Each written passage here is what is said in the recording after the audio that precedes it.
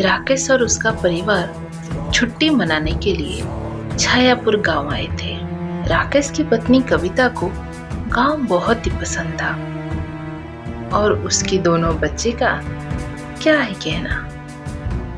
उन दोनों बच्चों को तो उनकी माँ से ज्यादा गांव पसंद था।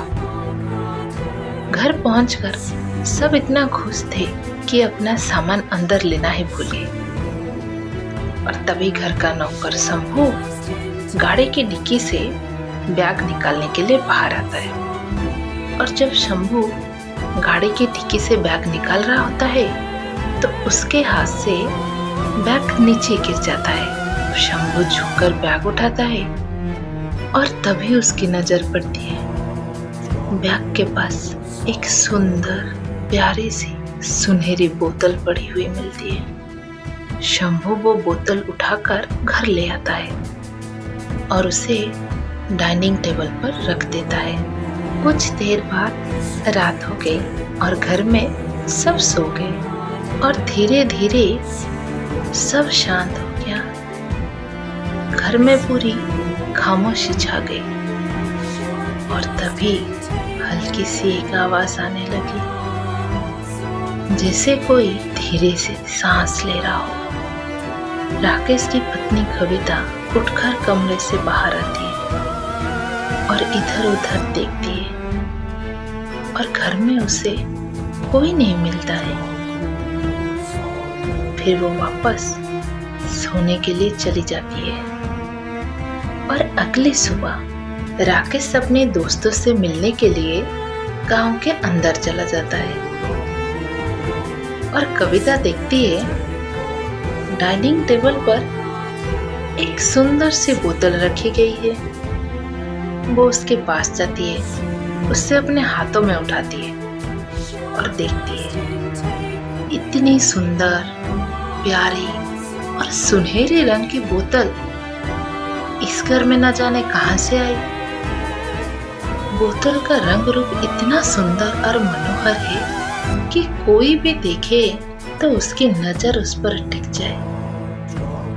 कविता बोतल को इधर उधर घुमाती है और फिर देखती है कि बोतल कितनी प्यारी है और खाली भी है। सोचती है कि इसमें पानी भर दिया जाए।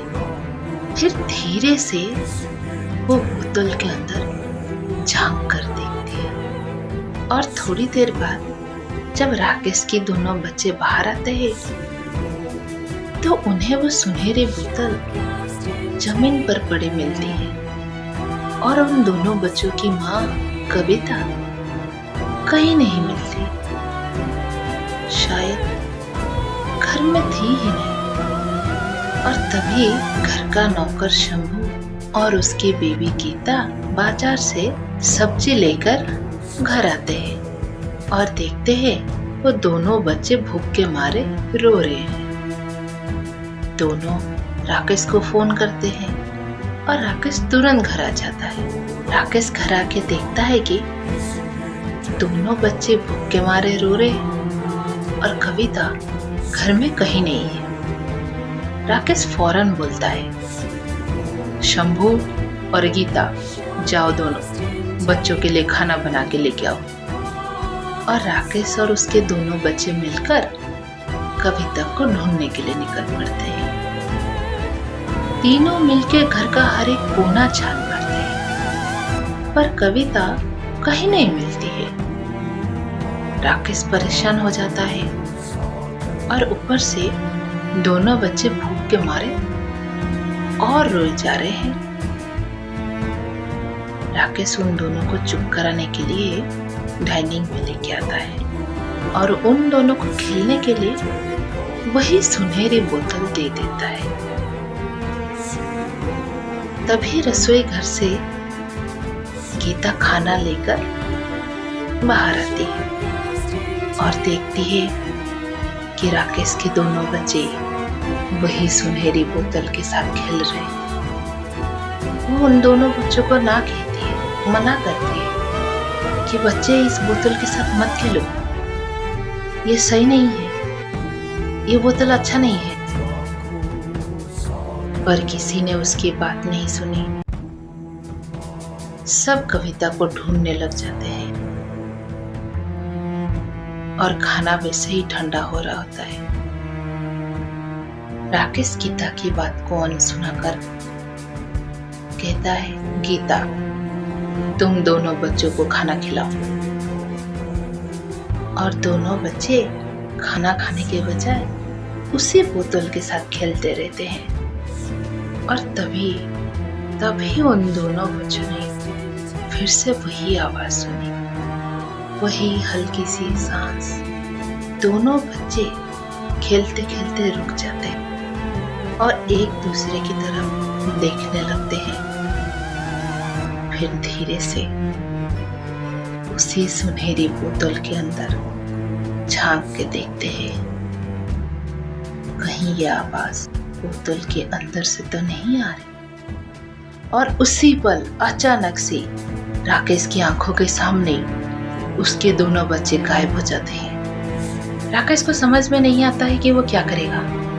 और तभी गीता कहती है, साहब जी, मैं पहले ही आपको बोल रही थी और इन बच्चों को भी मना कर रही थी कि इस सुनहरी बोतल के साथ ना खेले।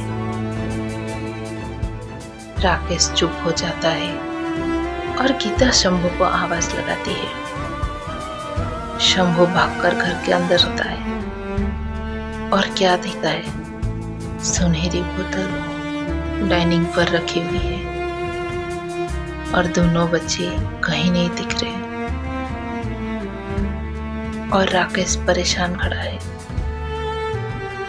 और तभी राकेश चिल्लाकर शंभू से पूछता है, ये बोतल कहाँ से मिला तुम्हें? किसका है ये बोतल? कौन लाया था?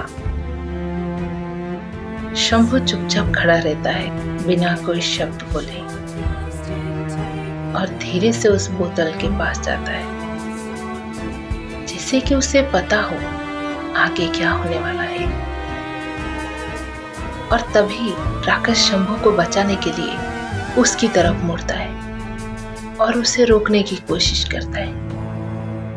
और उसी पल राकेश की नजर गलती से उस बोतल के अंदर चली जाती है और देखते ही देखते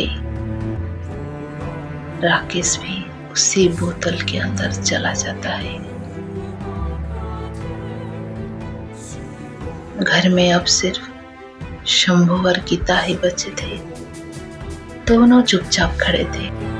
डाइनिंग टेबल पर वही सुनहरी बोतल रखी थी।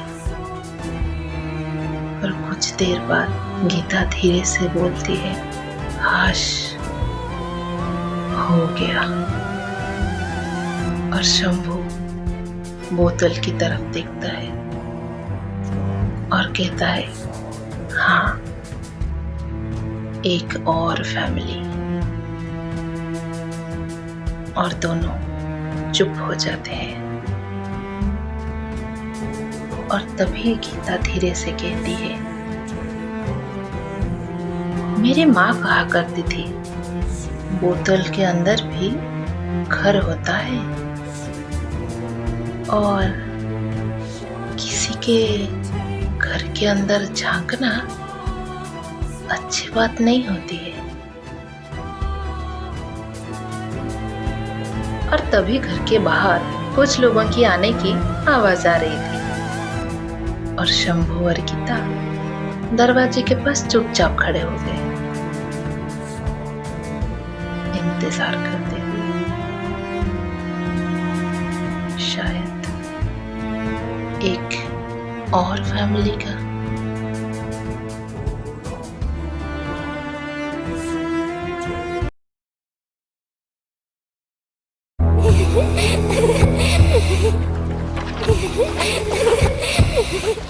हवाओं में घुली है एक अनकाही सी बात, दिन की रोशनी में भी खड़ी है काली रात, खड़ी है काली रात। जो दिखता है वो सच नहीं, जो सच है वो दिखता नहीं। वक्त की इस किताब में कोई किस्सा पुराना रुकता नहीं। बच के कहाँ जाओगे, साया साथ आएगा। जब मुड़कर देखोगे तो सिर्फ सन्नाटा पाओगे।